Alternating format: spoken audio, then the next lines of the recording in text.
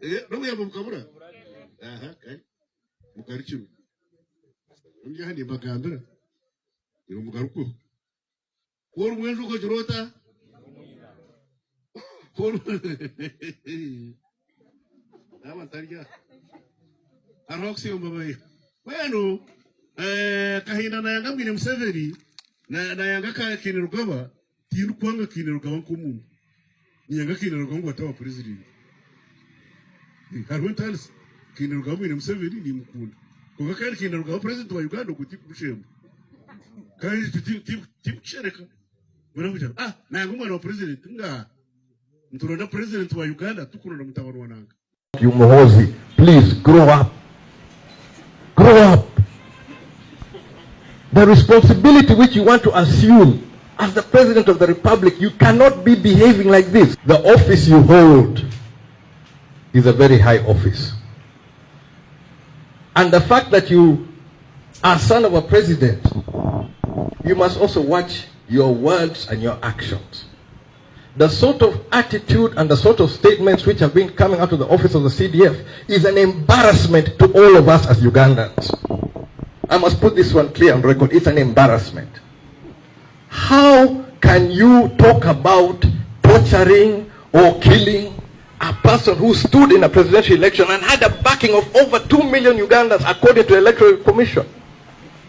A leader of a party which has representation in the Parliament of Uganda, the leading party in Uganda, and you want to treat it like, or treat the leader like some sort of punk?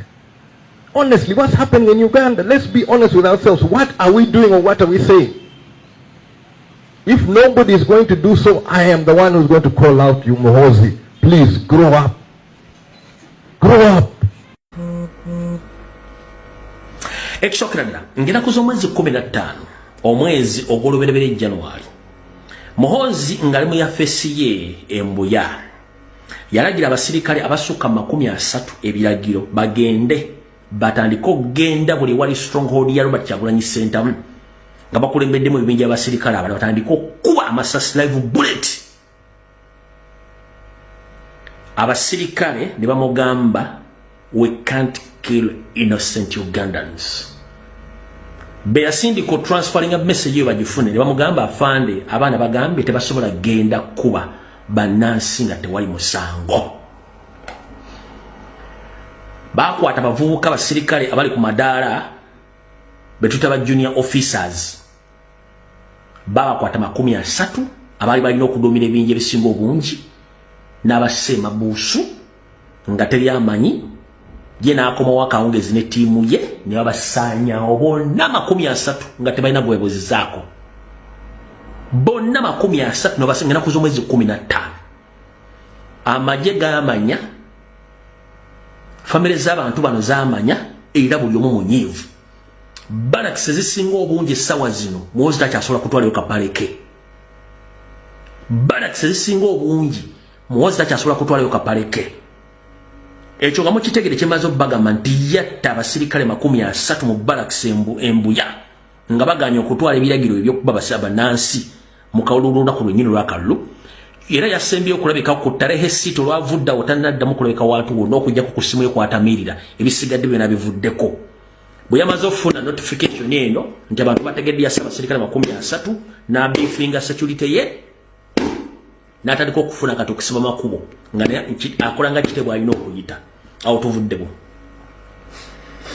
Famire y'omugenzi Jeno ono gubadde bakaabira abavubuka ono Munyankole oli omulaatali we Masaka yategedde nti okutta kitaawe Muhoozi yakubadde muno omukono.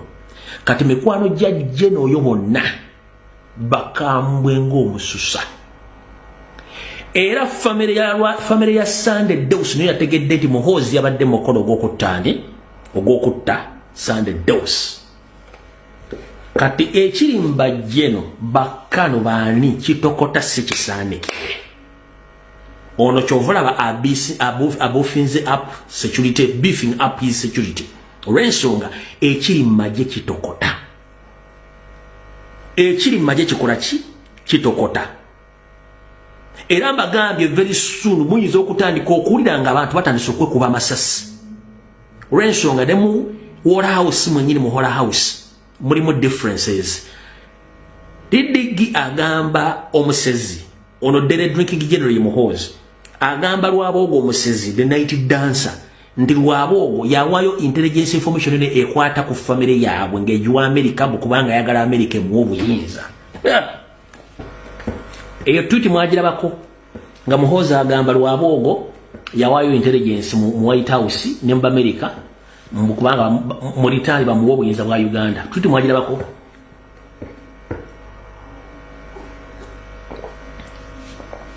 Tweet mwagira bako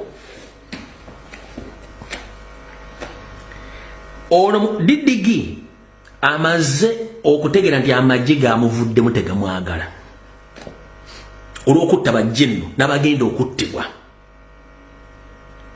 ng'akimanyi nti ne Lwabogo naye ayagala ekifo kino era olumu nabagambako emyezi musa ne bagamba nti Lwabogo n'Empuuga baali batambudde mu bitongole by'amaanyi mu nsi yonna nga beesetinze nga abayisobola okusikira Museveni. Mpuuga ne Lwabogo information agenda njibagamba kati Lwabogo abadde alobinga himself abadde yerobingira mu bitongole by'enjawulo.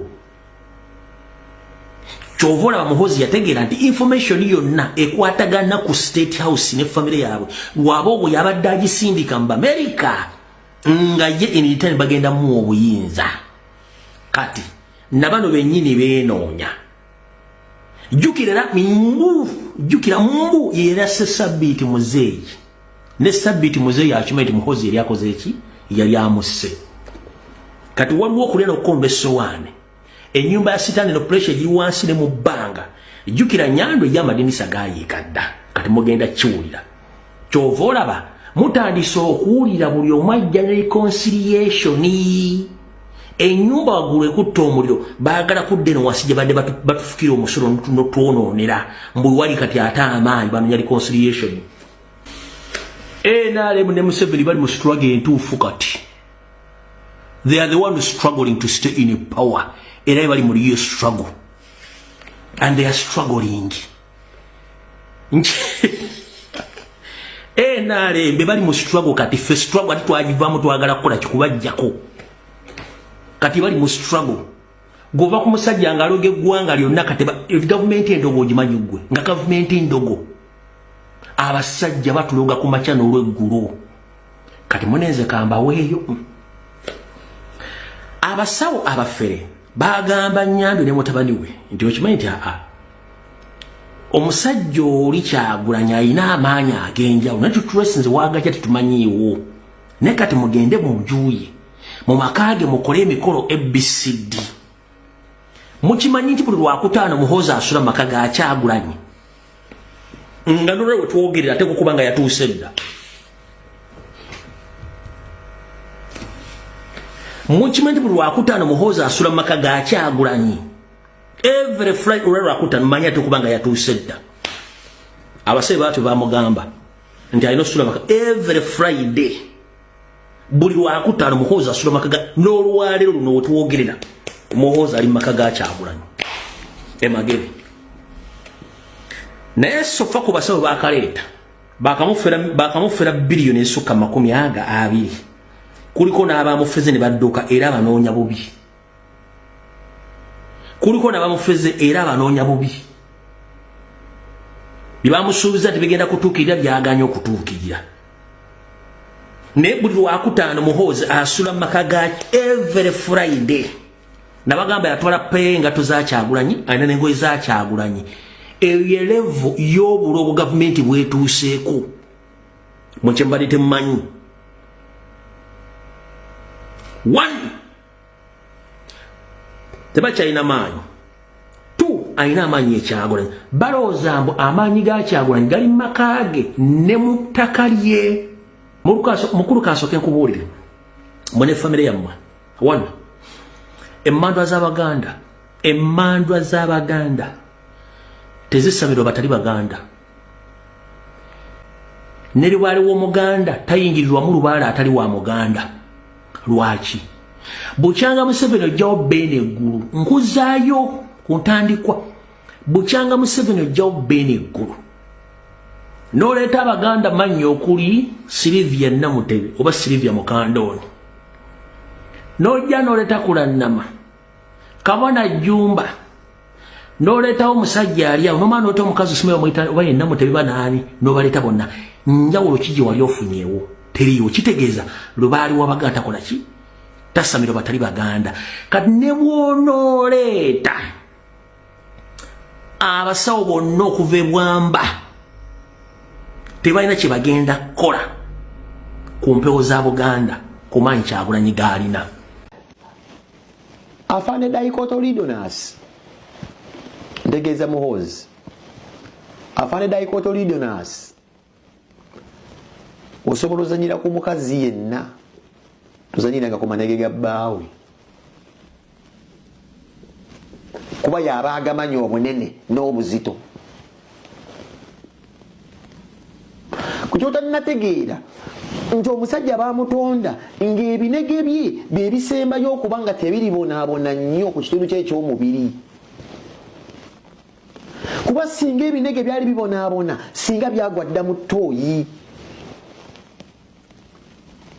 Naye bibeera byesuuba wonna gy'oba obitwala bikulaga nti byo w'oligwa bwennyini byo bwe birigwa. Ne kaabuyonjo ne webaya inchi 15 wansi tebigwa.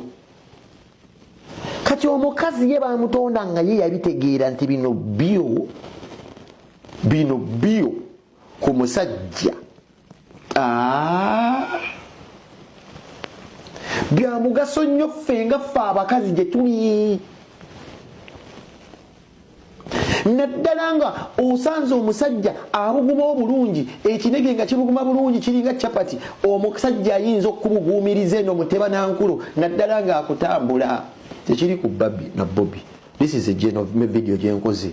Tekiri ku just Bobby and Bobby, kiri ku gen of video gyenkoze kwa abafumbo. Omusajja nga abuguma ekinege tojulwa. Omukazi yenna ekisinga okumusanyusa nga omusajja yeeyambudde sigo za kedo. This is why omwana oyo TikTok oyo yeeyambula oyo simanyi chikeni era mulimu comment abakazi abamu bali bakomenting obulungi naye maama ensigo ze zagongobala ziringa yeekaano yobola bere ebinenge byali byagongobala nga biri awo binene biringa twekobe naye abakazi babikomerako babyagadde ate nga byali birinenge gye byakenuka kati nga bikozeemu n'akagulu mu kalinga akaswa nga birema n'obulema naye abakazi babyagala. Nkubuulira Muhoozi video eno ogenda kugiraba Bobby wazokka okubeera mu nnyumba until wayogedde nti oyagala bintu ebyo byakubuziza obadde obyagaza ati gowandi mubisse. Nkubulidde ekyensolo ziri lwaki empologoma weekoma